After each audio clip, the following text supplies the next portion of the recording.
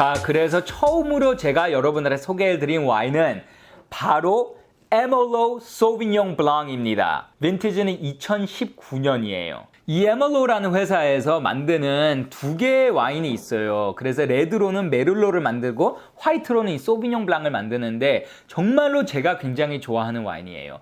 제가 나파밸리를 난생 처음으로 방문했을 때 그때 방문한 와이너리가 바로 이 케이머스거든요.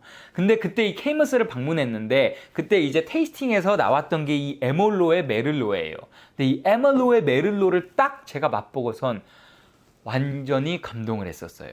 정말로 사이드웨이즈라는 영화 때문에 나파밸리에서 메를로는 완전 미운 오리 새끼 취급을 받는데 알고 보면 이렇게까지 아름다운 와인이구나. 그만큼 맛있는 게 바로 이 에멀로예요. 그래서 이 에멀로라는 와인의 이름, 에멀로라는 거는 이 척 웨그너의 아내의 이름이 셰릴 에멀로거든요. 그래서 그 아내 셰릴 에멀로의 성 에멀로에서 온 거예요. 사실 이 셰릴 에멀로가 남자 형제가 없다 그래요. 그러다 보니까 그 자신의 성 에멀로가 이제 후손으로 이어질 그런 남자가 없다는 거죠. 그래서 자신의 성이 계속해갖고 이어질 수 있길 바라는 마음에서 이 와인을 에멀로라고 만들었다고 합니다.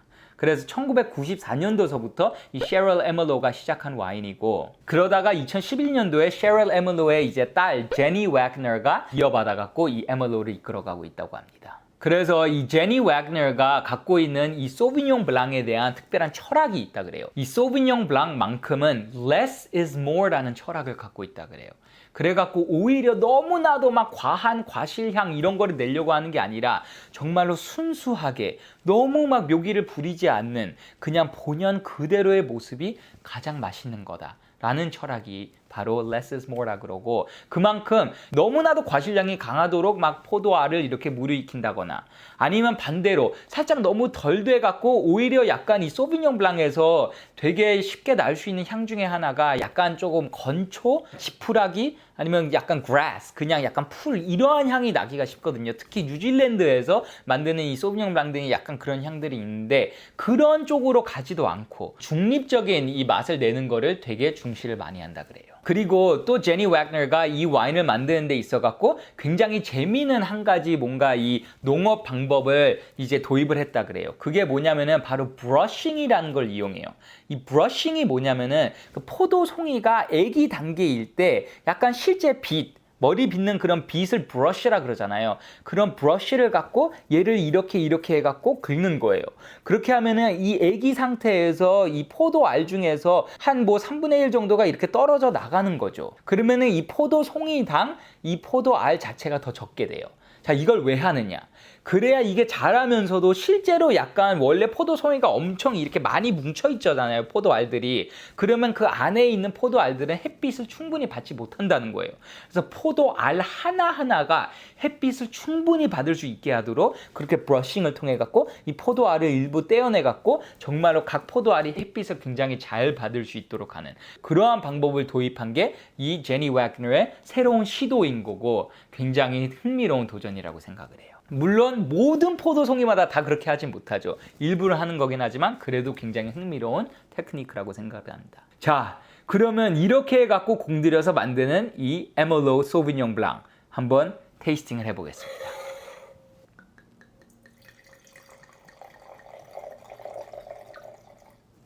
와인의 색깔 자체는 정말 되게 light yellow hue예요. 되게 연한 노란색이라는 생각이 들고 약간 거의 그냥 투명색, 그냥 clear할 정도로 되게 그러한 연한 노란색의 색깔을 갖고 있는데 그러면서도 그 연한 노란색 속에서도 살짝 이렇게 살아있는 듯한 그러한 색깔들이 보입니다. 자, 향을 맡아볼게요. 향 너무 좋네요. 향이 정말로 그 제니 웨그너가 딱 바라고자 하는 그 less is more가 잘 살아있는 것 같아요.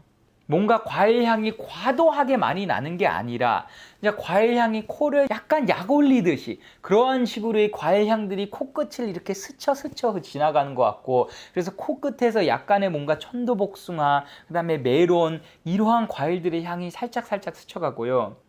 그러한 뭔가 이 변화 아니면은 이 건초나 이러한 향은 많이 없는 것 같아요. 그러고선 굉장히 부드러운 미네랄리티가 그 아래를 이렇게 뒷받쳐주고 있습니다. 자, 그러면 한번 맛을 보도록 할게요.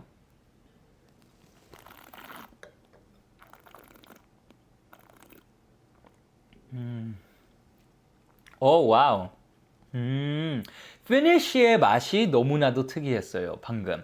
약간은 피니쉬의 맛에서 살짝 바다의 향기가 느껴졌고 살짝은 뭔가 오이스터랑 같이 먹어야 될 것만 같은 그러한 느낌이 느껴졌어요. 이 오이스터가 이 소비뇽 블랑이랑 페어링이 굉장히 잘 되지만 그 중에서도 이 와인이 너무나도 이 생굴이랑 잘 어울릴 것 같은 그러한 맛이네요. 심지어 그 생굴의 맛이 그냥 이 와인 자체에서 살짝 느껴지는 것 같아요. 너무 맛있습니다. 정말로 이 소비뇽 블랑에서 이 바라는 그 산도, 이 산도가 처음 먹었을 때 입에 굉장히 잘 살아있다는 느낌이 드는데 그러면서도 그 산도가 약간 부드러운 산도 같이 느껴져요. 참 신기한데 정말 그렇게 느껴지고 향이 워낙에 향그럽고 부드러워갖고 맛도 그럴 것 같았는데 그러다가 한 2초가 지나면 갑자기 엄청 풍부한 맛이 느껴지는 게 되게 놀라웠던 것 같아요. 그래서 이 피니쉬가 굉장히 풍부하고 긴 피니쉬가 있는 게 이 와인이 비록 이 생긴 거는 되게 이 연하고 뭔가 그렇지만 그 속에 충분한 매력이 들어가 있는 한 입 한 입 먹을수록 그 진한 풍미가 굉장히 매력적인 것 같아요. 저는 이 에멀로우라는 와인이 되게 마음에 드는 게 이 와인이 사실 이 척 웨그너의 아내 셰럴 에멀로우의 집안을 약간은 조금 오마주를 하는 거잖아요.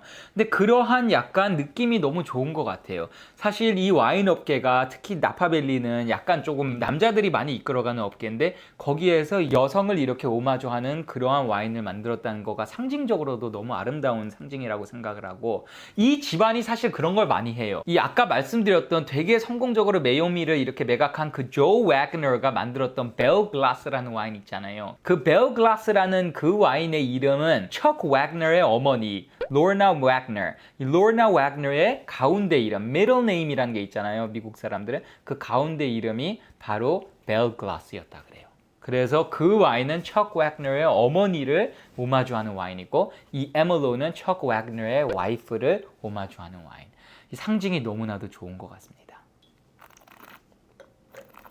확실히 뭔가 우아하고 부드러운 게 있어요.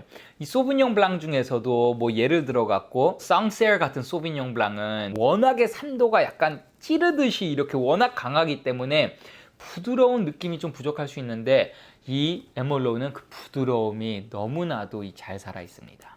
이 에멀로우 소비뇽 블랑이 원래 전형적으로는 이 나파밸리에서 만들어져요. 그래서 이 나파밸리에서 얘네가 갖고 있는 이 러더포드 지역에 있는 리버 란치라는 곳에 있는 포도밭과 그 다음에 좀 더 아래에 오크널리라는 곳에 있는 포도밭, 이 두 군데에서 자란 포도를 갖고 이걸 만들었었는데 이 2019년 빈티지에서부터 새로운 도전을 하기 시작해요. 그래서 나파밸리에서 자란 포도만을 갖고 만든던 거를 이 나파밸리의 30분 아래 정도 차 타고 내려가면은 스위슨 밸리라는 곳이 있어요. 이 솔라노 카운티라는 곳에 속해 있는 건데 이 스위슨 밸리의 포도를 한 3분의 1 정도를 썼다 그래요. 그래서 이 와인을 보면은 원래 그 전해까지는 이 에멀로 아래에 나파 밸리라고 써 있었어요. 지금 이 메를로를 보시면은 여기에 예로 나올 것 같은데 이 에멀로 바로 아래에 이렇게 나파 밸리라고 써 있었는데 이 2019년도서부터는 3분의 1을 이 스위슨 밸리에서 썼기 때문에 더 이상 나파 밸리라고 못 써요. 그래서 2019년도부터는 이 에멀로 아래에 그냥 소비뇽 블랑이라고 쓰여 있는 것을 볼 수 있을 겁니다.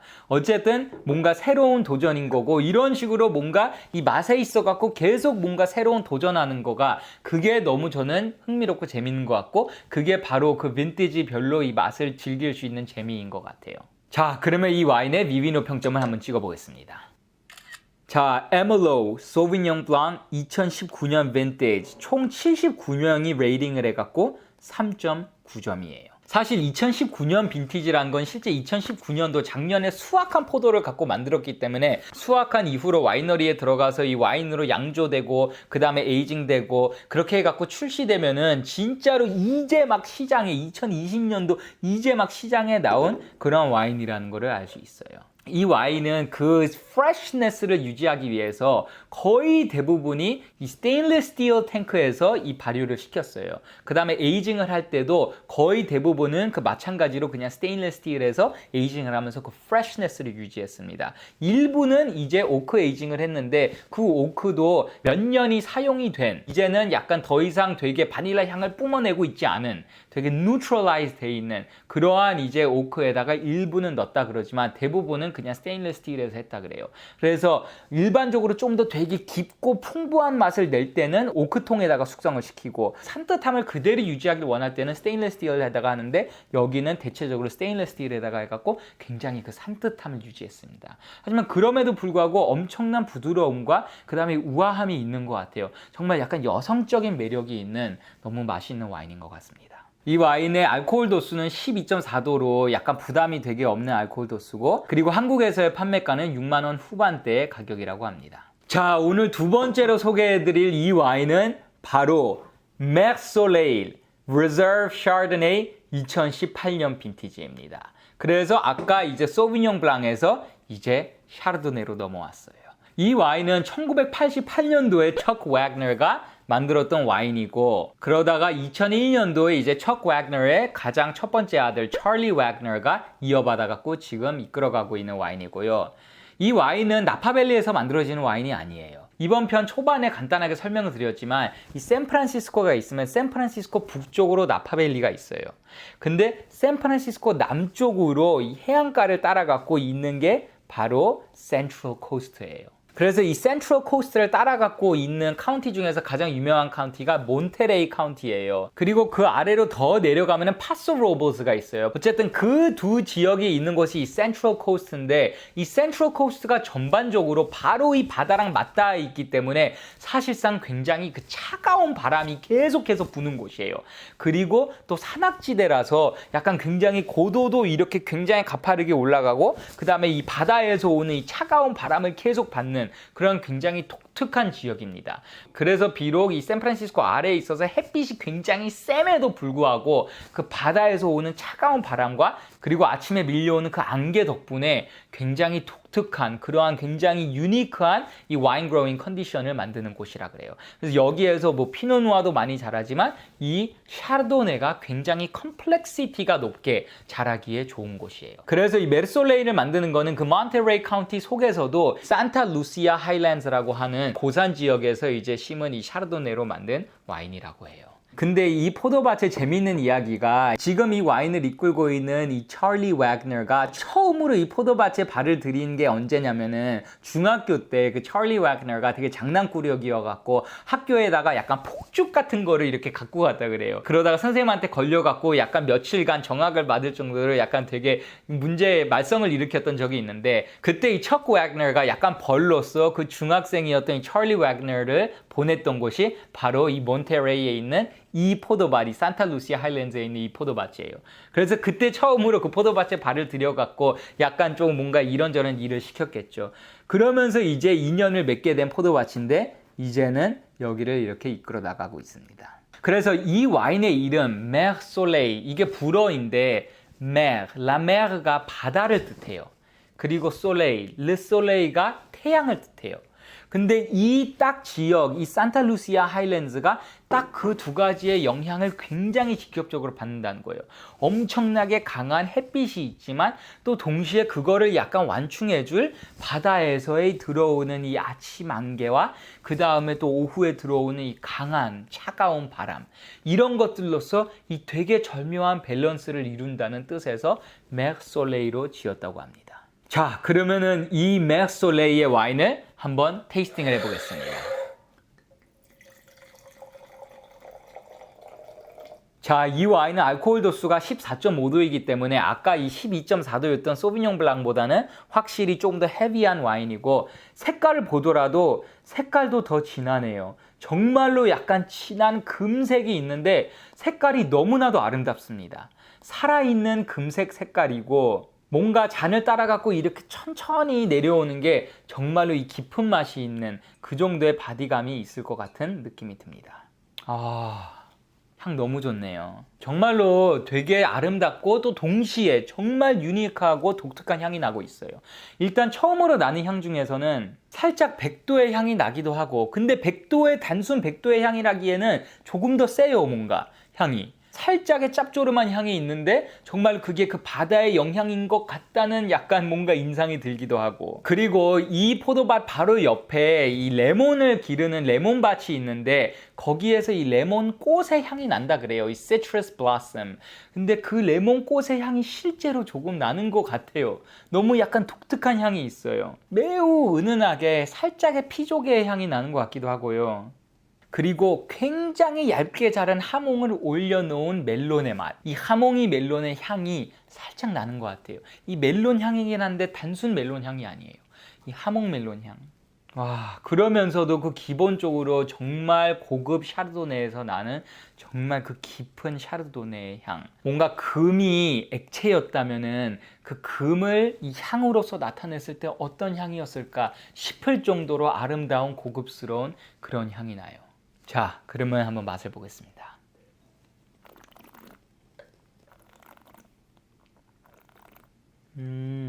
이 와인은 입에 들어왔을 때 그 깊은 맛이 그냥 처음부터 끝까지 굉장히 일정하게 고루 느껴지는 것 같아요. 맛에서 이 위의 동네인 나파밸리에서 만든 샤르도네이랑 확실히 뭔가 다른 개성이 느껴지는 것 같고, 그 개성이 조금 더 약간 짭조름한 게 살아있는 것 같고, 그 다음에 이 부드럽긴 하지만 여전히 그 뭔가가 이 샤프한 것도 같이 뭔가 남아있는 것 같아요. 이 샤르도네에서 이 샤프함을 남기기가 사실은 쉽지가 않아요. 왜냐하면 이 malolactic fermentation이 일어나기 때문에 이 말산에서 그 다음에 젖산으로 바뀌거든요. 그걸 malolactic fermentation이라고 그러는데, 근데 그거를 이 와인을 만들 때는 일부의 배럴에서만 malolactic fermentation이 일어나도록 놔두고 나머지 대부분에서는 그 malolactic fermentation을 일어나도록 놔두지 않는다 그래요. 그러다 보니까 전반적으로 그 프레쉬함이 그대로 전달되는 것 같고, 진짜 이 산타루시아 하일랜드라는 그 센트럴 코스트만의 매력이 그대로 담긴 것 같아요. 이거 한 잔을 먹으면은 정말로 그 바다에서 밀려오는 그 차가운 바람의 이 느낌이 그 태양의 이 풍부한 맛과 섞이는 그 맛이 입에서 그대로 느껴지는 것 같습니다.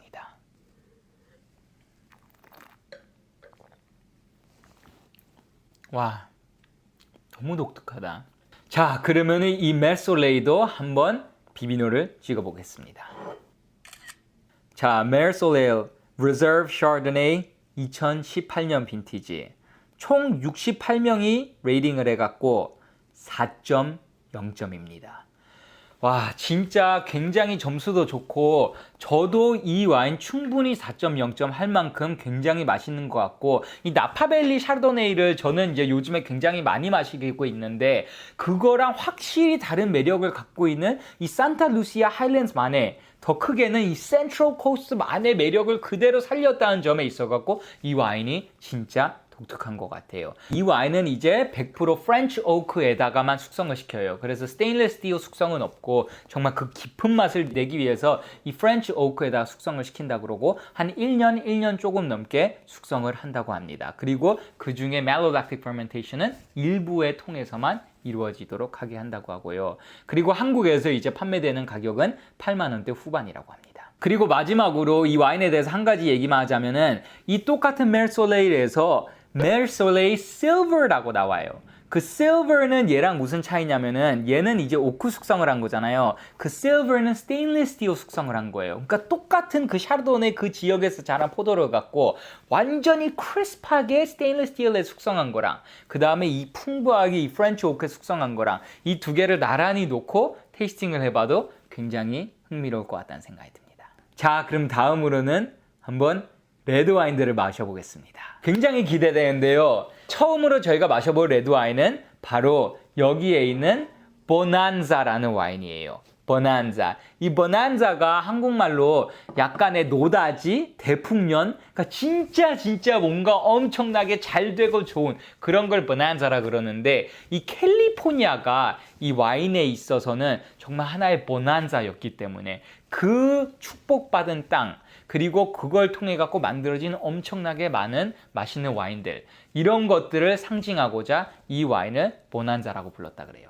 그래서 이 보난자를 만들고 있는 거는 바로 척 웨그너이에요. 이 와인만큼은 아직까지도 아들 찰리 웨그너 아니면 딸 제나 웨그너한테 넘겨주지 않고 그냥 아직까지 그 아버지 척 웨그너가 이거는 이끌고 있다고 하고, 이 척 웨그너가 이 보난자 와인을 만드는 데 있어서는 굉장히 약간 마음을 따뜻하게 하는 스토리가 있어요. 척 웨그너가 처음으로 이 와이너리 시작한 게 아버지 어머니랑 이렇게 셋이서 시작했다 그랬잖아요. 척 웨그너, 아버지 찰리 웨그너. 그게 좀 헷갈리는데 아들 찰리 웨그너랑 이름이 같아요.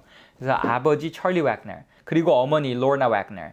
이렇게 세 명이서 같이 시작을 했는데, 그때 한창 이 정말로 1971년도, 72년도 이 초반 때 정말로 아무것도 없이 우리가 그냥 이걸 만들어보자 하고 이렇게 고생을 하고 있을 때, 그때 하루 종일 밖에 나가서 이렇게, 이것과 농사잖아요. 결국엔 농업이잖아요. 이러한 과일을 기르는 게. 그래갖고 고생을 하고 이제 점심을 먹으러 들어오면은, 그때 점심을 먹을 때 그때 척 웨그너의 아버지 찰리 웨그너가 집에서 그냥 직접 만든 하우스 와인으로 만든 그 까베르네 소비뇽을 점심 때마다 따라갔고 식사랑 같이 먹었다 그래요. 근데 그때 정말 부담 없이 편하게 먹었었던 그 까베르네 소비뇽의 맛이 너무 좋았다는 거예요. 물론 가끔 가다가는 정말 케이머스만큼 고급스러운 그런 까베르네 소비뇽이 땡기기도 하지만, 또 때로는 정말 그 아버지가 만들어줬었던, 더 편하게 먹을 수 있었던 그러한 까베르네 소비뇽의 와인들이 되게 그리웠다 그러고, 자신들이 만드는 케이머스는 물론 세계적인 인정을 받고 있지만 워낙 가격이 높다 보니까 소비자들한테 그러한 뭔가 조금 더 아래 가격대의 까베르네 소비뇽을 만들어주고 싶은 그러한 욕망이 있다 그러고, 그로 인해 갖고 만들게 된 와인이 바로 이 보난자라고 합니다. 그래서 한국에서도 이 와인은 다른 와인들에 비해 갖고 더 좋은 가격으로 4만 원대에 사실 수 있다고 합니다. 그래서 케이머스는 이 나파밸리에 있는 포도를 갖고 만든 와인이에요. 나파밸리에 16개의 이제 세부적인 지역으로 나뉘거든요. AVA라고 부르는데, 그 16개 중에서 8개의 AVA에 걸쳐 갖고 정말 다양한 곳에서 자란 이 까베르네 소비뇽을 갖고 만든 게 이 케이머스인데, 이 보난자는 이 나파밸리뿐만이 아니라 캘리포니아 전체 지역에 있는 수많은 지역에서 자란, 정말로 아직까지 세상에 알려지지 않지만 굉장히 맛있는 까베르네 소비뇽을 만드는 그런 지역들을 척 웨그너가 돌아다니면서 찾아갔고, 거기에 있는 포도들을 사갖고 다 모아갖고 만든 작품이 바로 이 보난자라고 합니다. 그래서 이 보난자는 좀 더 편하게 먹는 거기 때문에 약간 빈티지의 개념은 별도로 없어요. 그냥 non-vintage 와인이고, 유일하게 존재하는 거는 여기에 lot number가 있어요. lot. 이 lot라는 게 이 구역을 뜻해요. 구역. 그래서 와이너리 하나 속에서도 실제 이제 와인메이커들은 그걸 구역으로 나눠갖고 약간은 조금 서로 간의 성격이 다른 것들을 이렇게 구역으로 나누거든요. 그걸 lot라 그래요. 그래서 여기에 얘는 lot 2인 겁니다. lot 1, lot 2, lot 3가 있는데 저희가 먹는 보난자는 lot 2예요. 자, 그러면은 바로 한번 맛을 볼까요? 바디감을 봤을 때는 바디감에서는 한 미디엄 정도 바디감으로 약간 케이머스의 그 되게 진한 그 비주얼이랑은 약간 조금 다른 느낌인 것 같아요. 살짝 루비스러우면서도 보라색스러운 색깔을 띠고 있습니다. 굉장히 정말로 말 그대로 좀 편하게 먹을 수 있을 것 같은 그러한 느낌을 시각적으로도 약간 좀 보이고 있는 것 같아요. 그러면 다음은 이제 향을 좀 볼게요. 향에 있어서 일단 가장 처음으로 느끼는 거는 진짜 pleasant하다. 약간 코를 이렇게 딱 들어왔을 때 오키하기도 하면서 되게 프루티하기도 하면서 그 케이머스에서 느끼는 그 묵직감과는 약간은 조금 더 다른 성격을 띠고 있는 정말로 조금 더 편안한 향이다라는 게 느껴지는 것 같아요. 향에서는 약간의 뭔가 dark berries, 그러니까 뭐 블랙베리, 그 다음에 살짝의 뭔가 blackcurrant 이러한 향들도 나고, 그 다음에 동시에 살짝의 바닐라 향도 나고, 그리고 초콜릿 향도 좀 나고, 그러면서 전반적으로 살짝의 스모키함도 살짝 있어요. 저는 향을 딱 맡았을 때 진짜 zinfandel이라고 하더라도 약간 믿을 수 있을 정도의 그러한 이제 향인 것 같아요.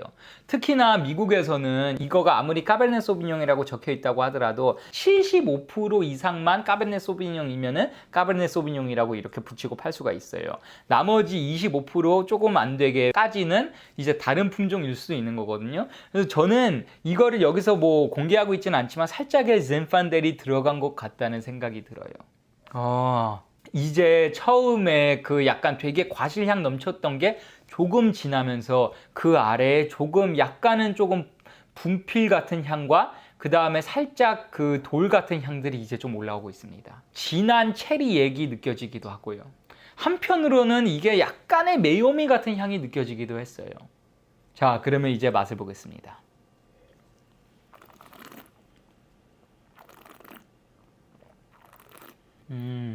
이 와인은 확실히 아까 먹었던 이 화이트 와인들에 비해서 이 진하기도 하지만 정말 그 달콤함이 잘 살아있는 것 같아요. 그래서 이 와인은 소위 달달이과에 속하는 것 같아요. 그래서 음식이랑 페어링 할 때도 약간은 좀 뭔가 바베큐, 햄버거 이러한 뭔가 음식이랑 페어링을 하고 싶은 욕구가 생기네요. 정말 태닌에 있어서는 정말 부드러운 태닌을 갖고 있네요. 약간 케이머스의 그 전형적으로 정말 그 부드러운 태닌이 느껴지지만 그러면서도 살짝 좀 더 진짜 편하게 다가갈 수 있는 느낌이 들어요. 편안함을 제공하는 게 너무 마음에 들고 와인 중에서는 와인을 조금 처음으로 접해보신 분들이나 아니면은 약간 그 달콤한 계열의 와인들을 좀 좋아하시는 분들은 진짜 좋아할 것 같아요. 자, 그러면 이 와인도 한번 비비노를 찍어보겠습니다. 자, 보난자 카베르네 소비뇽 lot 2 총 827명이 레이팅을 해갖고 4.0점입니다. 와, 이 와인도 역시나 되게 점수가 좋고 정말로 이 케이머스에 비해 갖고 더 편하게, 더 친근하게 즐길 수 있는 그러한 느낌이 잘 살아있는 와인인 것 같습니다. 자, 이제 드디어 오늘의 마지막 와인을 테이스팅할 차례가 됐습니다. 오늘 마지막으로 소개해드릴 와인이 바로 여기에 있는 Conundrum입니다. 이 Conundrum이라는 와인이 저한테는 너무나도 특별한 와인인 게 제가 한국에서 이 와미남을 처음 막 찍기 시작했을 때 저랑 클레어가 되게 자주 놀러 가던 친구의 집이 있어요. 바로 탐이랑 에린의 집인데 걔네 집에 놀러 가서 저희가 이렇게 와인 2병씩을 딱 뜯어갖고 넷이서 정말 얘기하면서 그렇게 이제 정말 이런저런 얘기하면서 와인을 먹었던 그 순간들이 너무나도 재미있었던 추억들인데 사실 이 와인미남이라는 채널 자체를 만들게 한 데 있어갖고 그분들의 약간 영향이 컸어요. 저희한테 이런 걸 진짜 채널로 한번 만들어보라 이렇게 여러 번 격려를 해줬었던 되게 고마운 친구들인데 그 중에 타미가 정말 되게 좋아하는 와인이 바로 이 Conundrum이에요. 그래서 저한테 소개를 시켜줬었고 사실 제가 이렇게 한국을 떠날 때 선물로서 이 와인을 한 병 줬는데 그게 제가 가장 아끼는 와인이거든요. 근데 그 와인에 이 메시지를 적어서 줬는데 그 메시지가 바로 와미남 구독자 100만 될 때까지 이렇게 적혀있는 이거를 실제로 이 병에다가 팠어요. 이걸 어떻게 팠는지 모르겠는데 실제로 이거를 이렇게 병에다가 파갖고 선물을 해줬는데 제가 지금 가장 아끼고 있는 와인이에요. 그만큼 저한테는 굉장히 소중한 의미가 있는 와인이고 이 와인의 이 의미 자체도 되게 재밌어요. 이 Conundrum이라고 하는 게 영어로 수수께끼예요. 뭔가 퍼즐링한 거. 근데 이 Conundrum이 이름인 이유가 얘도 레드 블렌드입니다. 사실 여태까지 저희가 마셨던 와인들은 다 싱글 버라이럴, 그러니까 단 하나의 품종만을 갖고 만든 와인들이었는데 얘는 본격적으로 이 웨그너 가문에서 시도한 블렌디드 와인이에요. 그래서 이 블렌디드 와인이고 그러기 때문에 그 안에 들어간 어떠한 품종들이 들어가고 그거의 비율이 어떤지를 공개를 안 해요. 그냥 그거는 저희 보고 알아맞히도록 그냥 놔두는 거예요. 그래서 그게 하나의 수수께끼다. 이래갖고 Conundrum이라는 와인이고 이 와인은 처음에는 화이트 와인으로 나왔었어요. 그러다가 이제 2009년도에 레드 와인으로 나온 건데 이렇게 이 블렌드 와인이 나오게 된 계기도 또한 다시 그 척 웨그너의 아버지 찰리 웨그너로 돌아가요. 찰리 와그너가 한창 예전에 막 1970년도 초반에 막 점심시간 때 이제 식사와 함께 와인을 먹었다 그랬잖아요. 근데 그때 하길 좋아하는 게 이 다양한 와인을 놓고선 그 와인을 이렇게 섞는 거였대요. 그래서 오늘 식사랑 가장 잘 어울리는 와인은 뭘까 해갖고 카베르네 소비뇽이랑 그 다음에 딴 거랑 이렇게 조금씩 섞어가면서 그래 오늘 식사는 이 와인으로 먹자 이러면서 이제 섞는 걸 좋아했다 그러는데 그러한 이제 되게 마음 따뜻하게 하는 추억들을 담아갖고 그래 우리 아버지가 좋아하셨던 그런 블렌딩을 만들자 해갖고 만든 와인이 커넌드럼이고 처음에는 화이트 블렌드로 나왔다가 2009년도에 이렇게 레드 블렌드로 나온 겁니다. 근데 이 와인의 블렌드가 사실 여기에 들어가는 메인 포도 품종은 알려져 있어요. 가장 메인이 젠판델, 그 다음에 뿌띠시라, 그리고 까베르네 소비뇽, 그리고 그 외에 기타. 어쨌든 매해마다 블렌드를 조금씩 바꾸는데 이 젠판델이랑 뿌띠시라는 한 번도 빠진 적이 없대요. 근데 보시면은 이 블렌드가 약간 친숙하실 수도 있을 거예요. 왜냐하면 제가 전에 소개시켜드렸던 The Prisoner Wine 있잖아요. 데이 피니의 가장 대표적인 성공작. 그 블렌드가 이 젠판델 베이스드 블렌드였죠. 그래서 사실 캘리포니아에서 그 젠판델 베이스드 블렌드를 처음으로 이끄는 선구자는 데이 피니이지만 또 이 케이머스에서는 자신만의 스타일로 이 젠판델 그리고 뿌띠시라 기반의 이 블렌드를 만든 게 바로 이 커넌드럼 작품이라고 볼 수가 있습니다. 자, 그러면은 이 커넌드럼을 한번 맛을 보겠습니다. 자, 이 와인도 방금 전에 저희가 마셨던 보난자랑 마찬가지로 바디 자체는 약간 한 미디엄 바디 정도 되는 것 같습니다. 이 와인의 색깔은 아까는 조금 더 보라색기가 섞여 있었다면은 얘는 살짝 그냥 조금 더 루비색이 조금 더 그냥 순수한 루비색인 것 같아요. 뭔가 색깔이 조금 더 순수하게 보이는 게 있어요. 자, 향을 맡겠습니다. 이 커넌드럼의 그 되게 친숙한 향. 정말로 이 향을 딱 느꼈을 때 이 향은 그냥 되게 pleasurable 할 수밖에 없어요. 정말로 처음에 느껴지는 그 과일의 향들이 있는데 그 과일의 향이 약간 자두의 향이랑 체리의 향이 섞이지만 그와 함께 그 카카오의 향이 같이 올라와요. 그래서 약간 자칫하면 너무 그냥 과일만 있을 수 있는 게 그 카카오가 위를 살짝 뿌려준 듯한 하면서 그게 그 밸런스가 딱 맞춰지는 그러한 향인 것 같아요. 이 커넌드럼의 가격대는 6만 원 후반대 가격인데 고급스러운 향이 그 달콤한 향이랑 같이 섞여 있는 게 느껴집니다. 그리고 제가 와인을 향을 맡을 때 너무나도 좋아하는 그 코의 끝을 아주 가볍게 찡긋하고 이렇게 좀 찔러주는 향이 있어요. 근데 그 향이 너무 잘 살아 있어 갖고 이 향을 맡을 때 단순히 향을 느끼는 게 아니라 그 신체적인 그 살짝 이렇게 이걸 찌르는 그 또 플래셔가 있는 것 같아요. 이게 어떻게 설명할지 모르지만 진짜 그걸 찌르는 그것만의 약간 쾌락이 있어요. 살짝의 유칼립터스 향도 섞여 있는 것 같고요. 자, 그럼 맛을 보겠습니다.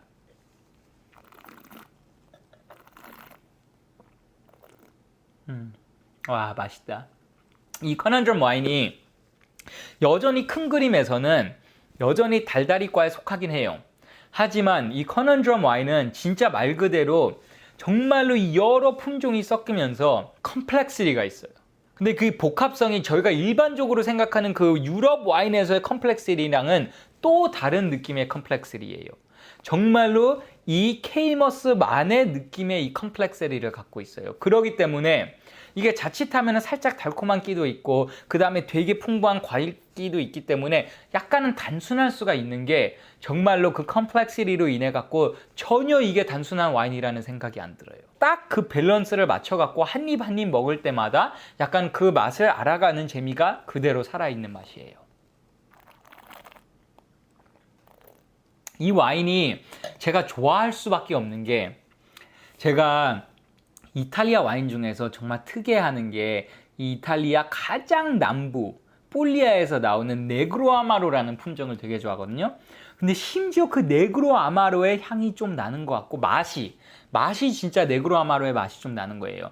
사실 이 네그로 아마로의 특징이 혀의 양쪽 끝에서 그 맛이 진하게 느껴진다는 건데 얘가 진짜 좀 그래요. 그래서 감히 제가 알아맞추자면은 정말로 이 커넌드럼, 이 수수께끼 여기에 무슨 품종이 들어갔을까? 여기에 뭐 뿌띠시라, 뭐 젠판델, 까베르네 소비뇽 들어가겠지만 그 외에 어떤 품종이 들어가겠을까 했을 때 제가 만약에 알아맞춘다면 저는 네그로 아마로가 들어갔다에 한 표를 던져볼 것 같습니다. 자, 그러면 이 와인도 비비노를 찍어보겠습니다. Conundrum 2018년 Red Blend 총 1002명이 레이팅을 해갖고 4.1점이에요. 와, 진짜 정말로 이 와인을 제가 마실 때는 진짜 그 와미남 채널을 시작하기 직전에 정말 제 친구들이랑 정말 유튜브로 이러한 채널을 시작해 마라. 이 와인이라는 게 너무 좋고 하루 종일 와인 얘기밖에 안 하는데 진짜로 이걸 갖고 한번 채널을 시작해봐. 이렇게 이 와인 한 잔을 마시면서 얘기를 나누던 그 너무 소중한 추억이 떠오르는 저한테는 항상 제 마음 한켠에 되게 소중한 자리를 차지할 와인인 것 같습니다. 자, 이렇게 해갖고 제가 오늘 이 Wagner 패밀리에서 만드는 이러한 다양한 와인들을 소개를 해드렸는데 정말로 제가 미국에서 제일 좋아하는 와인 케이머스를 만드는 척 웨그너 그리고 그의 아들과 딸 찰리 웨그너, 젠 웨그너 이러한 엄청난 진짜 미국의 와인들을 이끌어가고 있는 분들이 만든 와인들을 하나씩 이렇게 테이스팅하면서 알아가는 시간을 가져서 굉장히 좋았고요. 또 오랜만에 여러분들한테 이렇게 마음 놓고 와인 이야기를 한창 할 수 있어서 저도 오랜만에 굉장히 좋았습니다. 그러면 오늘 영상은 이 정도로 하고 저는 또 다음에 재미있는 와인 이야기를 갖고 여러분들을 찾아뵙겠습니다. And as always, drink a lot of wine and enjoy life. Peace! 나는 너의 알라딘 아니야 지켜주는 알라신도 아니야 그저 혼자 가만히 기다리던 주인이 있냐 바로